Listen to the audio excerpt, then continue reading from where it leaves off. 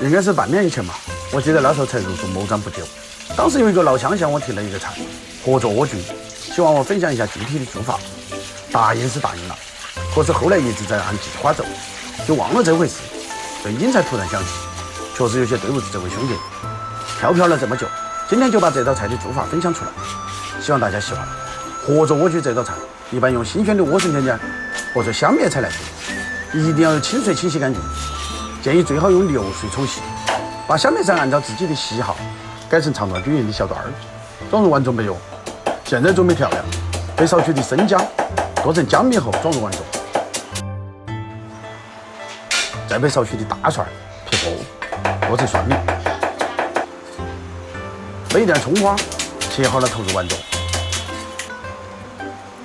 撒上少许的干海椒，将热油浇入碗中，激发出香味儿。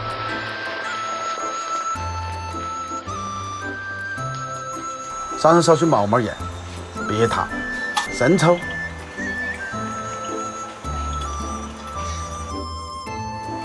陈醋、辣旋螺、香油、味精，再来2勺巴适的四川红油，一起搅拌均匀。搅拌均匀。把调好的酱汁搅入碗中，其实就差不多可以了。自己想不要拌，一般端上桌吃的时候再拌。可以再插上一点葱花，稍稍点缀一下，看起来就更有食欲了。合作莴苣为什么叫合作？其实我也不太清楚。你们要是晓得，可以在评论区或弹幕留言。在我看来，在众多的川菜美食中，合作莴苣不仅造就美味，还带来了无限的想象空间，清脆爽口，又无端跳脱出几分野性。